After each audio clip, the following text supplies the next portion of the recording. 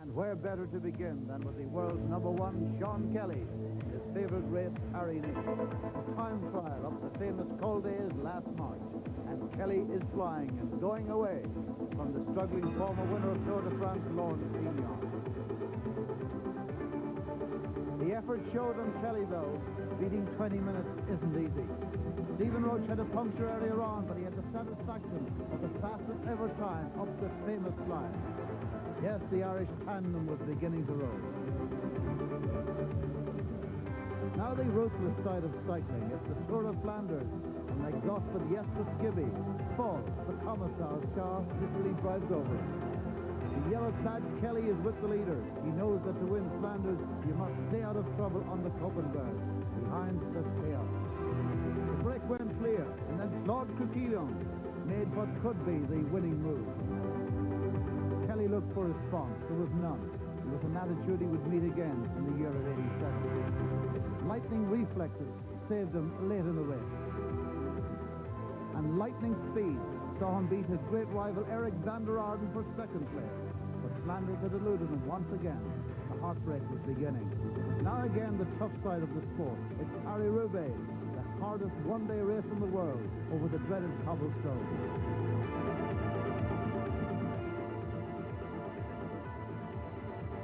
Paris-Roubaix had been kind to Kelly over the years, not even a puncture.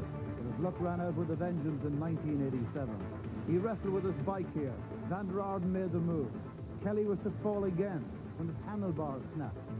Try as he did on his new bike, he could not get back into it. And Van der Arden bridged the gap for a great win. Kelly was 13th. Liège-Bastogne-Liège could have provided Stephen Roche with his first classic win, but suspect tactics cost him and Coquillon dearly. They loitered near the finish, and the world champion Moreno Argentin caught them by surprise. And when he did, he made the most of it. Roche was to finish second. He was shattered by that. The question now was, would it affect his confidence? For Sean Kelly, the Tour of Spain was to see his world turn upside down. He hadn't won a major national tour, but his early lead in Spain looked good, and here he is in green, winning the first stage.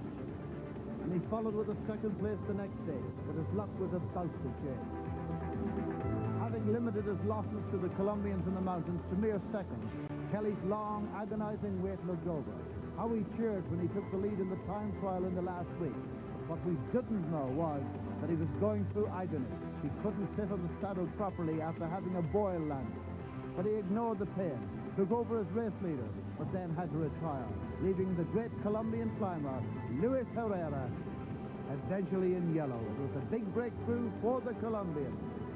And all the supporters of Herrera celebrated. Those Irish cheers were to be stifled for a little while yet. But Irish eyes were soon smiling as some of the world's leading cyclists were left in the wake of this man in green, Stephen Roche, winning the Tour de Romandie. And a victory salute that was to become symbolic of his whole year.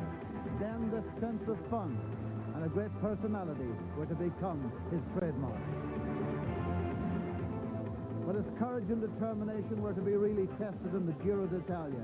This high-speed crash was a normal hazard. But his battle with teammate Roberto Visentini really tested his mettle. And the Dundrum man looked a loser when he collapsed in the time trial. Visentini was in pink.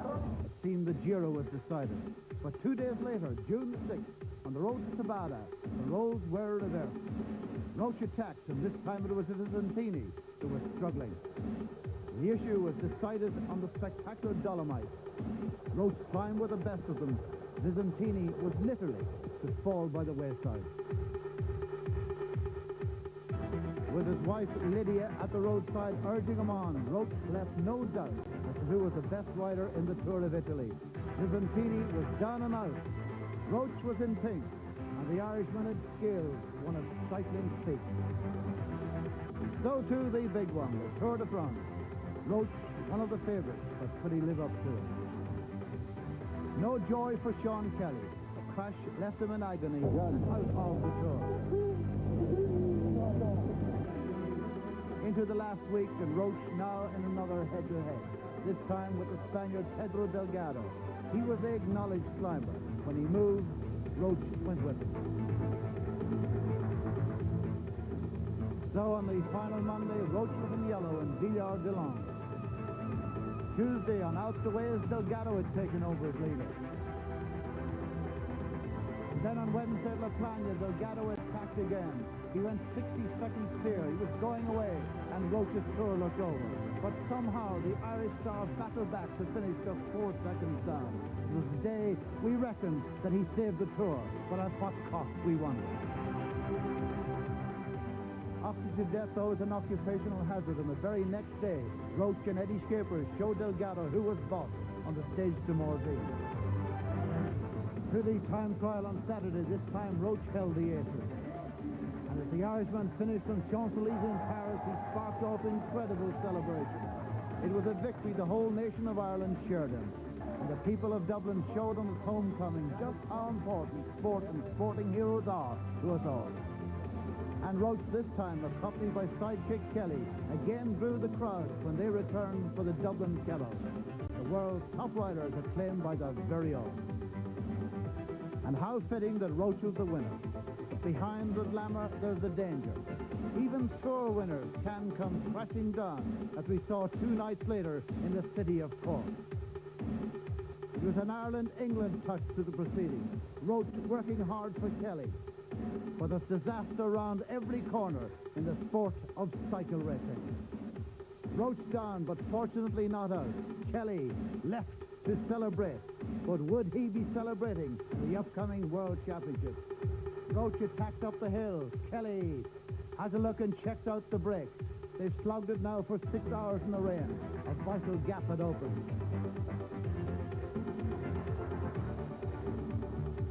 Defending champion Argentine was there. It was now a game of tactics. Roach still working for Kelly. Then another vital gap opened. This time Kelly was missing. Roach decided to go for it himself. He was about to join Cycling's Immortals, the Giro, the Tour, and now the World Championship, all in the one season. And as Roach reached for the rainbow, we see the happy acknowledgement of his rival and friend Kelly, truly the sports picture of the year. Kelly, happy to acknowledge the Roach success. Now that rainbow jersey was to bring out the crowds on the Nissan International, as the old and the young acclaimed their conquering heroes. 1985, 86, and 87, Kelly won the Nissan, as Roach's new teammate Malcolm Elliott takes the final sprint in O'Connell Straight. But for Sean Kelly, a hat-trick of Nissan. It's the smile of success and contentment on the best of the Irish, the best in the world. First chance to see Mark